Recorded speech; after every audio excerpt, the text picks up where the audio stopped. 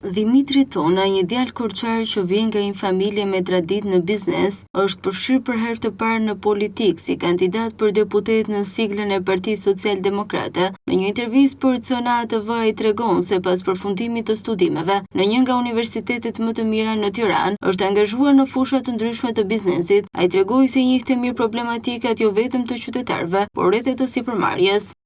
Vi nga një familje me tradita sipërmarrëse. Kam mbaruar universitetin në Tiranë, në një prej universiteteve më të mira të Shqipërisë, mund të themi, dhe më pas jam angazhuar në fusha ndryshme të biznesit.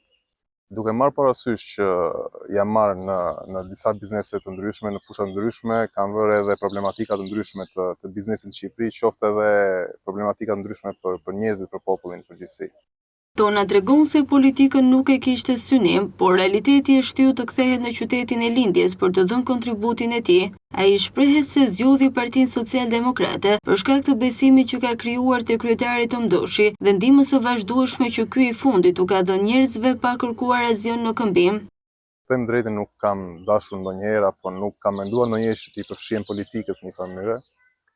Por problematikat e përditshme dhe duke parë se si gjithë njerëzit sa vjen edhe po i shtojnë hallet edhe nuk kanë një zë ose nuk kanë një person ku të bazohen, më bëri të më ka shtyr që të kthem koç dhe të jap kontributin tim për këtë qytet që më ka formuar. Kam zgjedhur Partinë Social-Demokrate sepse kam parë dhe kam dëgjuar shumë për gjëra të mira për kryetarin ton Tom Doshin, i cili ka ndihmuar me patjetër shumë njerëz edhe ka qenë pro atyre dhe kanë qenë krah i tyre pa pasur asnjë gjë pa dhënë asnjë gjë në shkëmbim domethënë.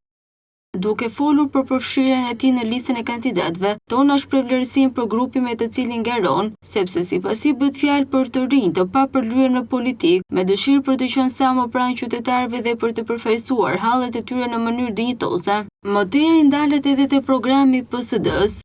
Jemi të gjithë të rinj, jemi të papërlyer në politikë dhe si të themi në një farë mënyrë jemi që të gjithë domethënë me një qëllim të caktuar që të jemi sa më pranë popullit, jemi sa më pranë njerëzve në nevojë dhe të jemi një zë për të gjithë njerëzit. Kjo është një nga arsyet që edhe kryetari jon Tom Doshi vendosi që të na përfshin në këto zgjedhje. Atëherë ne kemi një program i cili po e them përgjithsisht që ka të bëjë dhe me pensionet, me shëndetësinë, me fermerët, me pagat minimale dhe të paktën për asistenca dhe të gjitha këto problematika që janë të përditur.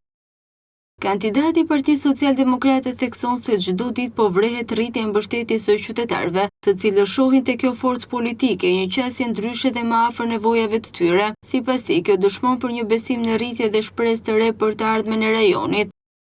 Ka pasur një angazhim shumë të madhe dhe mund të themi që ka një shumicë njerëzve që sa vjen edhe vetëm shtohen për ditë dhe shohin një qasje ndryshe tek ne në politikë dhe duke qenë se jemi dhe një zë i ri, po themi këtu, të paktën për qarkun e Korçës, shohin një pozitivitet dhe një shpresë më shumë për të ardhmen, të paktën në politikë. Një nga shqetësimet më të mëdha që ai evidenton në qarkun e Korçës është emigrimi masiv i të rinjve. Duam ta bëjmë këtë vend tu që të hapen edhe vende pune të reja dhe njerëzit të ndjehen sadopak të vlerësuar në këtë vend dhe të kenë një mundësi për të parë një të ardhmen në këtë vend dhe mos ikin jashtë. Në fund të intervistës, Dimitri Tona bën thirrje për mbështetje nga qytetarët të rinj dhe fermerët e këtij qarku. Ju bëj thirrje së pari të rinjve dhe të gjithë qytetarëve apo fermerëve në të gjithë qarkun e Korçës që të paktën na japin një mbështetje këtë herë si parti e re që jemi në Korçë, mund të themi që të shohin sadopak një shpresë tek ne për të qenë një shtyllë mbështetëse për ta. Me një qasje të re, të sinqertë dhe të afërt me qytetarin, Dimitri Tona synon të sjellë në politikë një zë ndryshe për Korçën, me besimin se politika duhet të jetë pranë njerëzve dhe jo mbi ta. Ai kërkon mbështetjen e qytetarëve për të qenë përfaqësues i denjë tyre në Kuvendin e Shqipërisë.